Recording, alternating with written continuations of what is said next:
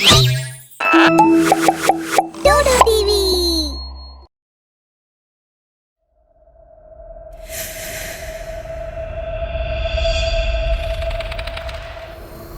आधी रात हो चुकी थी। यही कुछ 3 बज रहे होंगे। अजीत सुनसान सड़क पर तेजी से बाइक चला रहा था। उसके चेहरे पर अजीब सा डर था। डर के कारण उसका चेहरा पसीने से तरबतर हो गया था। बाइक चलाते वक्त वो बार बार पीछे देख रहा था, मानो कोई उसका पीछा कर रहा हो। अचानक उसने एक जगह पर बाइक रोक दी। वो पुलिस स्टेशन था। बचाओ बचाओ चिल्लाता हुआ पुलिस स्टेशन के अंदर भागा। हवलदार ने उसे रोकने की कोशिश की, लेकिन अजीत रुका नहीं और सीधा इंस्पेक्टर के पास पहुंचा और रोते हुए बोला, बचा लीजिए साहब, वो मुझे मार डालेगी। मैं मरना नहीं चाहता, मुझे बचा लीजिए। आखिर तुम कौन हो भाई? कौन तुम्हें मारना चाहता है? देखो, तुमने बहुत अच्छा किया जो सीधे पुलिस स्टेशन चले आए। यहाँ तुम्हें कोई खतरा नहीं है। अब बताओ कि तुम्हारे साथ क्या हुआ है। साहब, मुझे गिरफ्तार कर लीजिए, क्योंकि मैं एक चोर हूं। मुझे एक आत्मा मारना चाहती है। अजीत की बात सुनकर इंस्पेक्टर दंग रह गया। रात के 12 बजे थे। नीलिमा अपनी बालकनी में खड़ी आसपास देख रही थी। उस रात काले बादलों की चादर ओढ़े आसमान बहुत ही डरावना लग रहा था। गरजते बादल और कड़कती बिजली ने उस रात को और भी ज्यादा भयानक बना दिया था। लेकिन ये सब देखकर भी नीलिमा के चेहरे पर हल्की मुस्कान थी, मानो उसे इस पल का बेसब्री से इंतजार हो। उस छोटे से शहर की उस गली में सारे लोग अपने घरों में बंद थे। तेज हवाओं की वजह से कोई भी अपने घरों से बाहर नहीं निकल रहा था। तभी नीलिमा ने खुले आसमान के नीचे अपना हाथ आगे किया। आसमान से आई बारिश की एक बूंद नीलिमा की हथेली पर आ गिरी। उसकी खुशी का तो जैसे ठिकाना ही नहीं रहा। फिर धीरे धीरे हल्की बारिश होनी शुरू हो गई। तभी नीलिमा ने देखा कि थोड़ी दूर सड़क से एक औरत भागती हुई उसी तरफ आ रही है।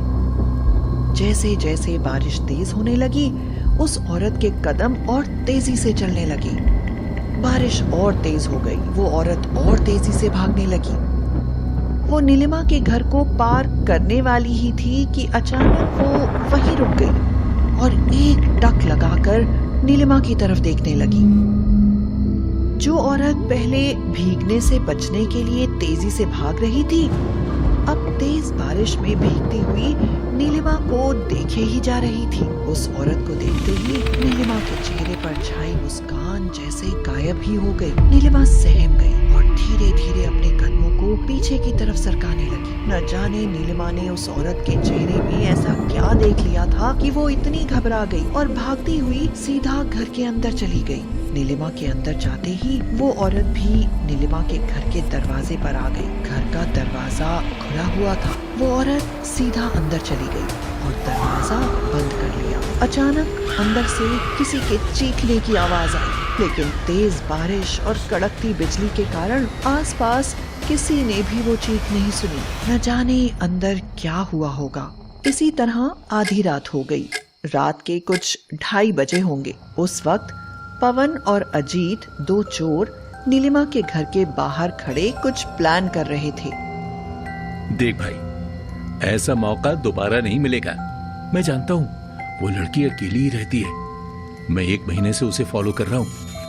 वो रोज रात को इस बालकनी में आकर खड़ी होती है। बहुत मालदार पार्टी है भाई। अगर यहाँ एक बार चोरी करेंगे तो महीनों तक ऐश से जिएंगे। ठीक है यार, मैं चाहता हूँ, मुझे गन दे। देख, मैं जैसे ही बाहर आता दिखूं तो तुरंत बाइक स्टार्ट कर लेना, समझा? हाँ भाई, समझ गया। ये लेकर फुल्ली लोडेड है। देख, ध्यान रखना, बहुत जरूरत पड़े तभी इसका इस्तेमाल करना। पवन गन लेकर नीलिमा के घर गया। वो पाइप से ऊपर चढ़कर बालकनी में पहुंच गया। नीलिमा का बेडरूम बालकनी से ही लगा हुआ था। पवन ने एक बार छुपकर अंदर देखा। बेडरूम में कोई नहीं था। पवन बेडरूम के अंदर चला गया। यार, अजीत ने सच कहा था, ये तो सच में मालदार पार्टी है। लगता है वो लड़की नीचे है। इससे पहले कि वो ऊपर आए, मैं जल्दी हाथ साफ करके निकल जाता हूँ। पवन ने अलमारी खोली। अलमारी के अंदर बहुत सारे गहने और पैसे थे। वो देखकर पवन फूले नहीं समाया। उसने जल्दी अपना बैग खोला। वो पैसों को उठाने ही वाला था कि तभी नीलिमा बाथरूम से बाहर आई। नीलिमा पवन को देखकर बहुत डर गई। कौन हो तुम? मेरे बेडरूम में क्या कर रहे हो? नीलिमा को देखते ही पवन ने उसकी तरफ गन तान दी। ए चुप, अगर जरा भी शोर किया तो ये 6 की 6 गोलियां तेरे भेजे में डाल दूंगा। चल चुपचाप बाथरूम में अंदर वापस जा। नीलिमा घबराई हुई बाथरूम के अंदर चली गई। पवन ने बाहर से बाथरूम का दरवाजा बंद कर दिया और अलमारी के पास जाकर पैसों को बैग में भरने लगा। पवन ने सारे पैसे और गहने बैग में भर लिए। वो बहुत खुश हो गया और जल्दी वहां से भागने लगा। उसने सबसे पहले बालकनी से अपना बैग नीचे फेंका और खुद बालकनी से छलांग लगा दी। तभी पवन के चेहरे की वो खुशी डर में बदल गई, क्योंकि वो वापस नीलिमा के बेडरूम के अंदर पहुंच गया था। अपने आप को वापस बेडरूम में पाकर पवन के पैरों तले जमीन खिसक गई। हैं? ये क्या? मैं तो बालकनी से नीचे कूद गया था, फिर वापस बेडरूम में कैसे पहुंच गया? उसी वक्त कमरे की लाइट अपने आप बंद हो गई। पवन घबरा गया। इससे पहले कि वो दोबारा भागने की कोशिश करता, उसके पैर जाम हो गए, मानो किसी ने पकड़ रखे हों। पवन ने जल्दी अपना मोबाइल निकाला। उसने जैसे ही फ्लैश ऑन किया, सामने नीलिमा खड़ी थी। उसकी गर्दन कटी हुई थी, जिसमें से टप टप कर खून जमीन पर गिर रहा था। पवन उसे देख बहुत डर गया। उसने आप देखा न ताब झट से अपनी गन निकाली और 2 गोलियां नीलिमा पर फायर कर दी। थोड़ी देर के लिए सब शांत हो गया। तभी नीलिमा जोर जोर से हंसने लगी। तू मुझे नहीं मार सकता, क्योंकि मैं जिंदा ही नहीं हूं। इधर दूसरी तरफ गोली की आवाज सुनकर अजीत घबरा गया। उसे लगा कि पवन ने नीलिमा को शूट कर दिया है। वो पास जाकर बालकनी की तरफ देखने लगा। तभी नीलिमा की आत्मा पवन को गर्दन से पकड़कर बालकनी में ले आई और अजीत के सामने ही अपने हाथों से पवन का सिर धड़ से अलग कर दिया। उसके बाद आत्मा अजीत की तरफ देखते हुए बोली, अब तेरा भी यही हाल होगा। ये सब देखकर अजीत बहुत घबरा गया और अपनी बाइक लेकर वहां से भागा। अभी अभी अजीत ने पुलिस वालों को अपनी आंखों देखी घटना के बारे में सब कुछ बता दिया है। सारे पुलिस वाले अजीत की बात सुनकर हैरान हैं, और हों भी क्यों ना। भला कोई चोर अपने आप को पकड़वाने पुलिस स्टेशन क्यों आएगा? देखो, हमें तुम्हारी उस भूत वाली बात पर बिल्कुल यकीन नहीं है। तुम हमें वहां ले चलो, हम खुद सारी सच्चाई का पता लगा लेंगे। इंस्पेक्टर अजीत अपने 2 हवलदारों के साथ नीलिमा के घर पहुंचा। घर का दरवाजा अंदर से बंद था। हवलदारों ने धक्का मारकर दरवाजा तोड़ दिया। वे लोग जैसे ही अंदर घुसे, सामने उसी औरत की लाश पड़ी थी जो नीलिमा के पीछे उसके घर आई थी। अजीत, क्या यही वो लड़की है? नहीं सर, ये वो लड़की नहीं है। ये सुनकर इंस्पेक्टर दंग रह गया। फिर वो ऊपर गए। उन्हें ऊपर पवन की लाश बड़ी ही बुरी हालत में मिली, लेकिन नीलिमा कहीं नहीं मिली। उस दिन से लेकर आज तक पुलिस समझ नहीं पाई है कि ये खून किसने और कैसे किया होगा। लेकिन वहां रहने वाले एक व्यक्ति ने बताया कि जिस औरत की लाश दरवाजे पर मिली थी, वो और कोई नहीं, नीलिमा की सौतेली माँ अनुपमा थी। अनुपमा के पति मनोज ने मरने से पहले सारी जायदाद अपनी बेटी नीलिमा के नाम पर कर दी थी और वही जायदाद पाने के लिए अनुपमा ने नीलिमा का बेरहमी से खून कर दिया। फिर वो कुछ दिन के लिए शहर से बाहर चली गई। उस दिन से नीलिमा की आत्मा इस घर में भटक रही है। रात के समय कुछ लोगों ने नीलिमा को बालकनी में खड़े हुए भी देखा है। उस रात जब अनुपमा अपने घर वापस लौटी तो नीलिमा की आत्मा ने अनुपमा को मारकर अपना बदला ले लिया। लेकिन नीलिमा की आत्मा को अभी भी शांति नहीं मिली है, इसलिए जो भी उस घर में जाता है वो उसे जिंदा नहीं छोड़ती। लेकिन पुलिस ने उसकी बात को मानने से इनकार कर दिया, क्योंकि पुलिस को ना तो कभी नीलिमा मिली और ना ही उसकी लाश। इसलिए अपनी नाकामयाबी को छुपाने के लिए पुलिस ने अजीत को ही सारे खून का दोषी मानकर जेल पहुंचा दिया। बद्री चाचा, आपकी दुकान में से रात को अजीब सी आवाजें आती हैं। बेटा, मैंने तो लेकिन कभी वो आवाजें नहीं सुनी। कैसी आवाज की बात कर रहे हो? किसी के रोने की अजीब सी आवाज आती है और कभी कभी लगता है कोई हमें बुला रहा है। मैंने और समीर ने दोनों ने ये आवाजें सुनी हैं। अच्छा बेटा, मैं देखूंगा कि ये कैसी आवाजें हैं, और अब जब भी तुमको ऐसी आवाजें आएं तो तुम मुझे बताना। जी चाचा। राहुल वहां से चला जाता है, लेकिन धीरे धीरे ये आवाजें सबको सुनाई देने लगती हैं। यार बद्री, तुम्हारी दुकान से अजीब सी रोने की आवाजें आती हैं। कोई बिल्ली पाल रखी है क्या? हाँ, ये बात कुछ दिन पहले राहुल ने भी मुझे बताई थी, लेकिन मुझे तो किसी प्रकार की आवाज सुनाई नहीं देती। लेकिन पूरे दुर्गापुर गांव ने आवाजें सुनी है। कई लोग तो डर के कारण तुम्हारी दुकान के आसपास रात को जाते तक नहीं। मुझे लगा तुमने कोई जानवर पाला है रखवाली के लिए। नहीं श्याम, लेकिन ये चिंता वाली बात है। आज रात को मैं दुकान में ही रुकूंगा। जैसा तुमको ठीक लगे। चाहो तो मैं भी तुम्हारे साथ रुक जाऊंगा। बहुत दिन से हम दोनों दोस्तों ने गपशप नहीं की, बातें करेंगे। ये तो बहुत ही अच्छी बात है। हम आज दुकान पर ही रुकेंगे। दोनों दुकान पर ही रुकते हैं और बहुत देर तक बातें करते हैं। और बात करते करते दोनों की आंख लग जाती है और रात को 3 बजे अचानक से रोने की आवाज आती है, तो दोनों की नींद अचानक खुलती है। श्याम, ये कैसी आवाज थी? हाँ, ऐसी ही आवाज रोज आती है। दोनों दुकान में देखते हैं कि आवाज कहाँ से आ रही है। फिर उनकी नजर एक तिजोरी पर पड़ती है। तिजोरी में से धीरे धीरे एक आवाज आ रही होती है, बद्री, बद्री। ये तिजोरी कैसी है? इसमें से ही आवाज आ रही है। ये तिजोरी पुरानी हवेली से मिली है।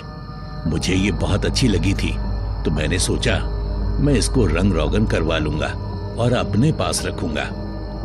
लेकिन इसमें से तो आवाजें आ रही हैं। लेकिन ये कैसी आवाजें हैं? तुम बात करने की कोशिश करो इस आवाज से, शायद कुछ पता चल पाए। हाँ श्याम, कौन है आप? लेकिन तिजोरी से कोई आवाज नहीं आती और अचानक से बहुत तेज रोने की आवाज आती है। आवाज इतनी तेज होती है कि पूरा गांव इकट्ठा हो जाता है। अरे क्या हुआ? इतनी तेज रोने की आवाज कहाँ से आई? अरे कुछ नहीं, 2 बिल्लियों की लड़ाई हो रही थी, उन्हीं की आवाज थी। क्या चाचा, इतने दिनों से बिल्लियों ने डरा कर रखा था। ये तो होता रहता है। अब आप लोग जाकर सो जाइए। सब वहां से चले जाते हैं। फिर श्याम बद्री को कहता है, पास के गांव में एक बाबा हैं, वो हमें बता सकते हैं कि बात क्या है। श्याम, तो हम सुबह चलते हैं बाबा के पास और उनको सारी बात बताते हैं। हाँ बद्री, हम सुबह होते ही निकल जाएंगे। सुबह होते ही बद्री और श्याम बाबा के पास जाते हैं और उन्हें सारी बात बताते हैं। मुझे उस जगह जाकर देखना होगा। आप हमारे साथ चलिए बाबा। ठीक है। बाबा बद्री और श्याम के साथ दुर्गापुर जाते हैं और बद्री की दुकान पर जैसे ही कदम रखते हैं उनके कानों में बहुत तेज रोने की आवाज आती है। ये तिजोरी कहाँ से लाए हो? पुरानी हवेली से। ये क्या किया तुमने? एक बात तो बताओ, इस तिजोरी के आने के बाद तुमको कोई नुकसान तो नहीं हुआ? नहीं बाबा, बल्कि मेरी ये कबाड़ी की दुकान और अच्छी चलने लगी है। इसका मतलब इसे तुमसे कोई परेशानी नहीं है। लेकिन बाबा, इस तिजोरी में है क्या? इस तिजोरी में चुड़ैल है। पुरानी हवेली में ये कबाड़ में पड़ी थी। इसे कबाड़ वाली चुड़ैल कहा जाता था। इसका रहस्य कोई नहीं जानता। जब यह हवेली में थी तो वहां भी रोने की आवाजें आती थी, लेकिन इसने तुमको नुकसान नहीं पहुंचाया। मतलब ये तुमसे कुछ और चाहती है। क्या चाहती है बाबा? ये इस तिजोरी के अंदर कैद है। इससे हमें पूछना पड़ेगा। उसके लिए हमें एक पूजा करनी होगी, जिससे कुछ देर के लिए इसे हम इस तिजोरी से बाहर लाएंगे, जिससे ये हमें नुकसान नहीं पहुंचा पाएगी। ठीक है बाबा, आप बताइए कि पूजा के लिए आपको क्या क्या चाहिए। बाबा बद्री और श्याम को कुछ चीजें बताते हैं और दोनों पूजा के लिए सारी चीजें बाबा को लाकर देते हैं। ये पूजा हम रात को 12 बजे से 3 बजे तक करेंगे। जी बाबा। अब रात का समय भी हो जाता है और पूजा शुरू हो जाती है। जैसे जैसे पूजा होती है, कबाड़ी वाली चुड़ैल का रोना तेज पर तेज होने लगता है। गांव वाले इकट्ठे हो जाते हैं। अरे ये कैसी आवाज है बद्री भैया? मैं बाद में सब बताऊंगा, अभी आप लोग मेरा साथ दें। हाँ भैया, आप चिंता ना करें। क्या बात है? तुम कुछ कहना चाहती हो तो बोलो। मुझे इस तिजोरी से आजादी चाहिए। मेरा इस तिजोरी में दम घुटता है। लेकिन तुम इस तिजोरी में आई कैसे? मैं पुरानी हवेली में नौकरी करती थी, लेकिन मैं जादू टोना भी करती थी। एक दिन मालिक ने मुझे ऐसा करते देख लिया और मुझे एक तांत्रिक से कहकर छोटा सा बनाकर इस तिजोरी में रख दिया। तब से आज तक मैं इस तिजोरी में कैद हूँ और मुझे कबाड़ी वाली चुड़ैल कहा जाने लगा। अगर हमने तुमको आजाद किया तो तुम फिर से लोगों को परेशान करोगी? नहीं, मैं ऐसा कुछ नहीं करूँगी। मेरे कर्मों की सजा मुझे मिल चुकी है। ठीक है, लेकिन मैं तुमको पूर्णिमा वाली रात को आजाद करूंगा। आज अमावस्या है। जैसा आप। लेकिन तब तक तुम रो रो कर किसी को परेशान नहीं करोगी। नहीं परेशान करूंगी बाबा। बाबा बाहर आते हैं और बद्री और गांव वालों को सारी बात बताते हैं। लेकिन बाबा, हम इसे आजाद करवाकर कोई मुसीबत न सर ले लें। हम इसे आजाद नहीं करवाएंगे तो ये वैसे भी पूर्णिमा के दूसरे दिन आजाद हो जाएगी और उसके बाद ये बहुत शक्तियों के साथ आजाद होगी। हर तरफ तबाही मचा देगी। क्या मतलब बाबा? जिसने इसको इस तिजोरी में कैद किया था, उसको इसे कैद करने की पूर्ण विधि नहीं पता थी।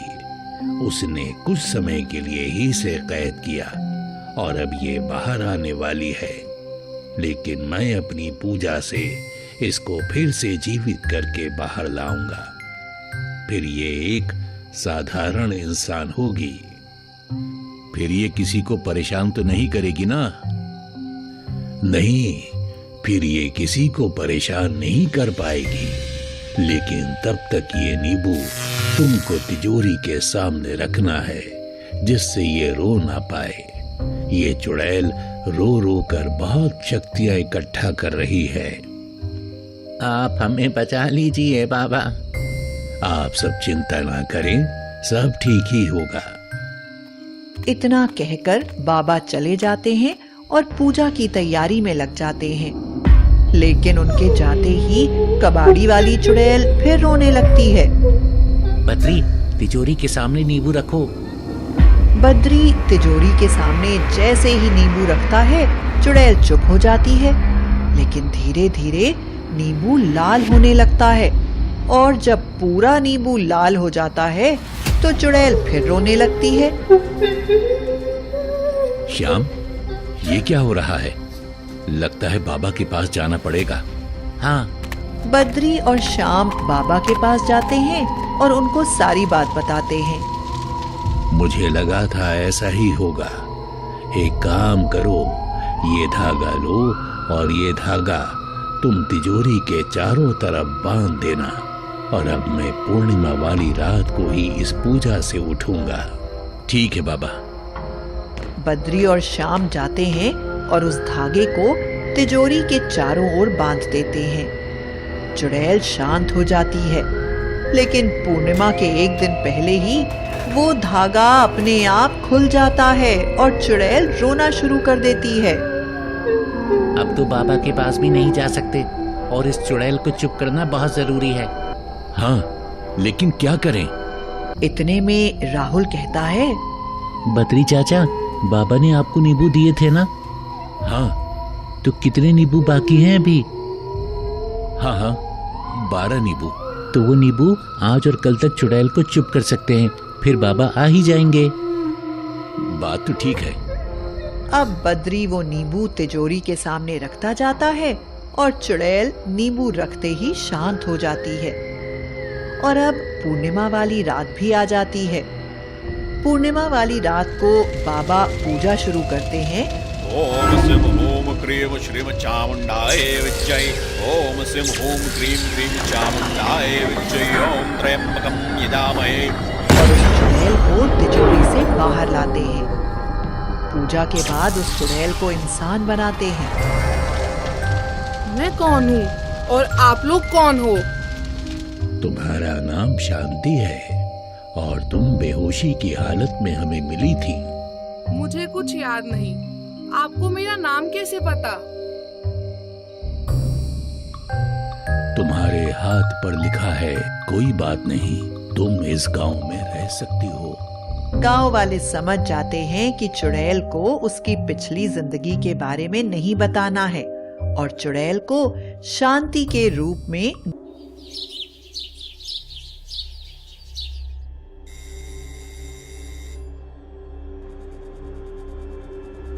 कौन है इतनी सुबह?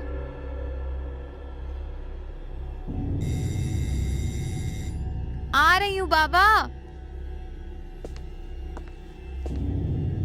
दिव्या ने दरवाजा खोला तो अचानक एक साए ने उसका हाथ खींचा और उसे अपने साथ लेकर उड़ गई।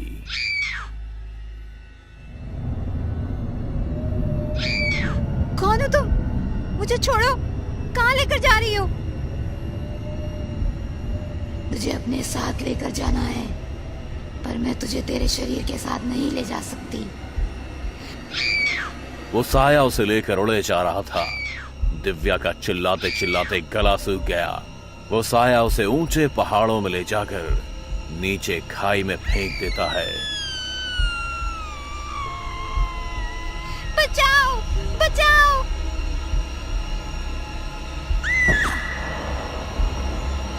बचाओ, बचाओ। दिव्या, उठो, उठ जाओ। कोई बुरा सपना देखा क्या? हाँ, बहुत डरावना। क्या दिखा? सुबह का सपना था। कहीं सच हो गया तो मैं मर जाऊंगी। उन दोनों के बीच गहरा सन्नाटा पसर जाता है। उस सन्नाटे को चीरते हुए अलार्म बज उठता है। यार, सिर्फ एक सपना ही तो था। लीव इट, वॉक पर चले। हाँ, सपना ही तो था। चलो चलते हैं।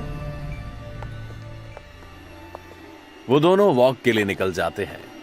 वॉक करते करते उन्हें महसूस होता है कि कोई साया आकर उनको बार बार घेर रहा है। वो उस साए से बचते बचते रोड के बीच में आ जाते हैं। तभी एक सामने से ट्रक आ जाता है। दिव्या जल्दी से कार्तिक को धक्का देती है। कार्तिक दूर जाके गिरता है। जब खुद को संभाल कर वो दिव्या की तरफ देखता है तो वहां लोगों की भीड़ लगी होती है। वो दौड़कर भीड़ को चीरकर अंदर जाने की कोशिश करता है। तभी पीछे से आवाज आती है, कार्तिक, कार्तिक।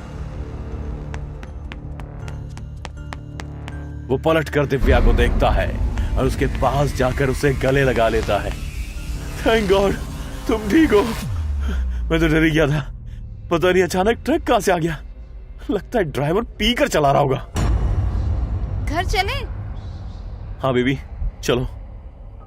तभी वो साया फिर से कार्तिक को दिखता है।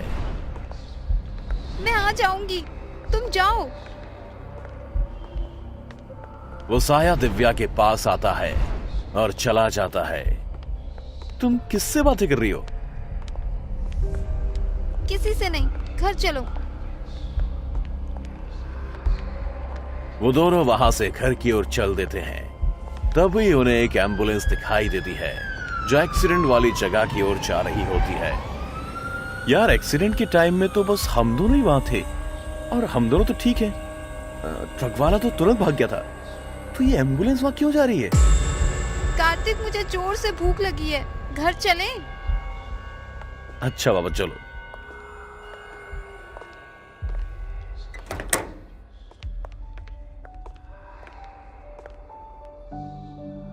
क्या खाओगी नाश्ते में? कुछ भी, बस जल्दी से ले आओ। मैं लाऊं?